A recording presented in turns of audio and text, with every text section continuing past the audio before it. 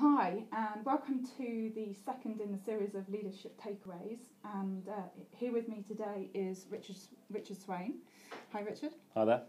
And Richard has founded and runs a company called Force 36, and you're based in Saffron Walden, and Yep. you've been founded now for about 14 years, 2002. 2002. Yeah. And you have a business partner. We have a business partner, Stephen, started the business with me fresh out of college. Ran the business from our classroom for at least a year before we found some premises and started the business proper.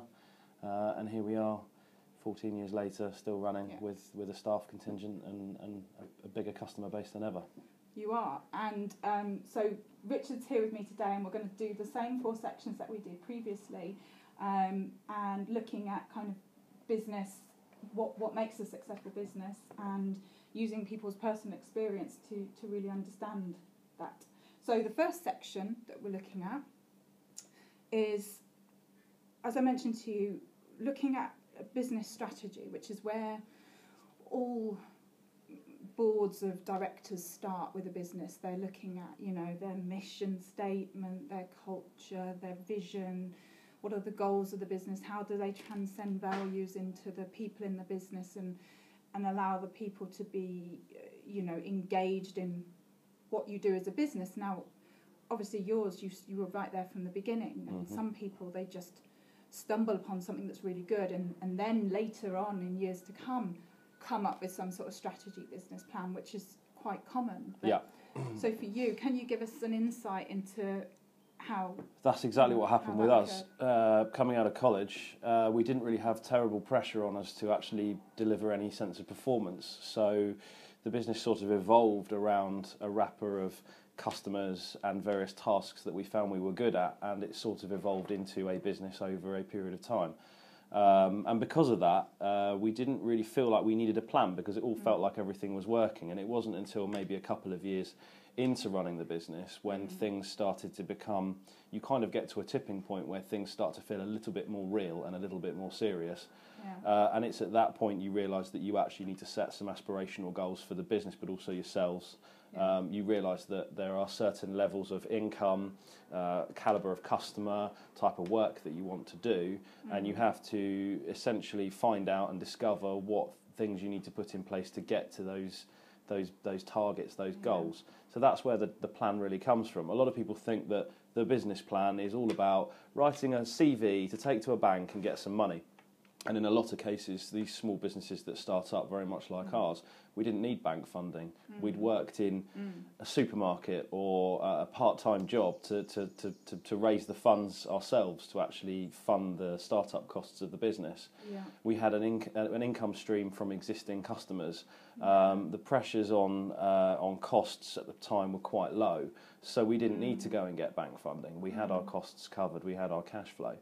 So that's why we didn't do a business plan, because we didn't think, our conception of the business plan was that's something that you need to keep the bank manager happy.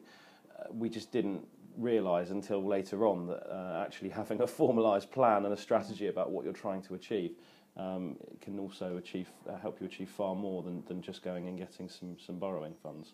Exactly, and I think it can be useful, but it can be constraining depending on how you're using it. And what you did actually quite naturally was start with a lean business model, which, like you're saying, you limited resources, you didn't need to employ anybody, you'd already made the money up by working other jobs, you'd already built customers up by your reputation. And at the time, you and Woody were working with computers as such. Is that how you got into the IT business? Pretty much. I mean, we've been studying IT services within our college curriculum. So from that, we realised we had a whole set of skills that we could apply. And as the business grows, those skill sets or requirements change as well. So along with the growth of the business, we had to invest in increasing those skills. So, again, it was one of those things where you don't just come out into a business and think, right, I know everything, I'm going to crack on.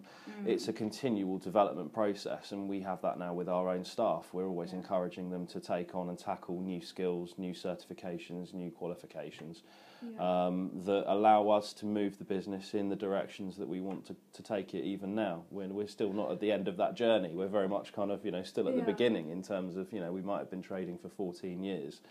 But the way we've seen the business change and transition over that 14-year period very much tells us that we're still very much at the beginning of a journey.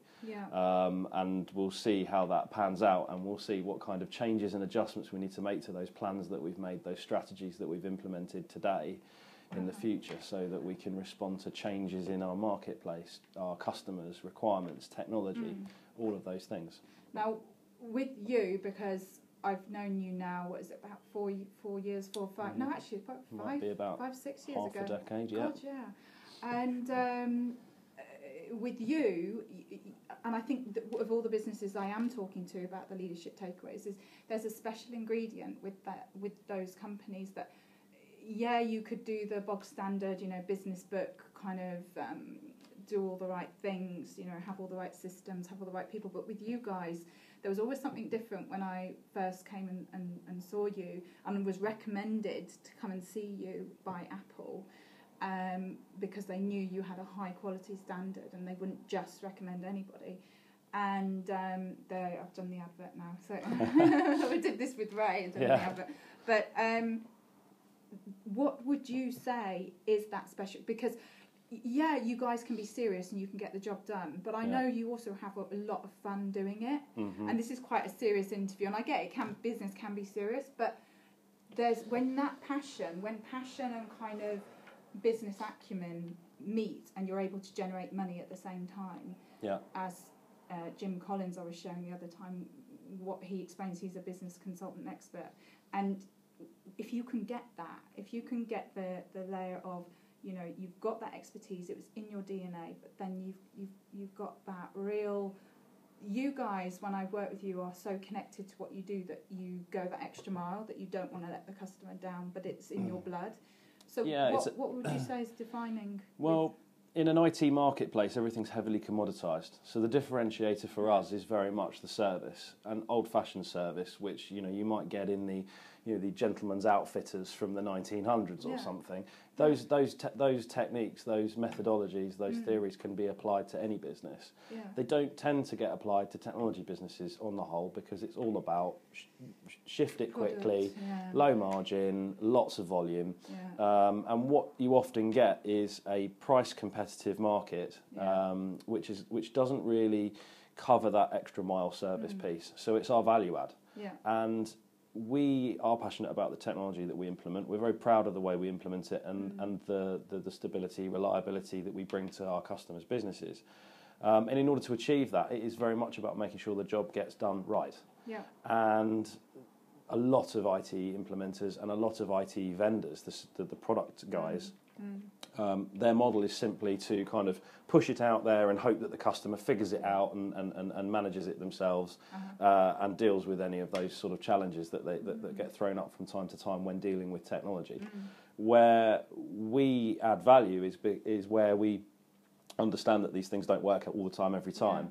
But by putting it in the correct way in the first instance and building a good quality foundation of IT services, you can build on that with a lot of confidence, but also you understand the customer requirement, you understand the technology that they're using, and you can understand whether or not the two match, and whether they remain relevant in terms of customer objectives and services delivered.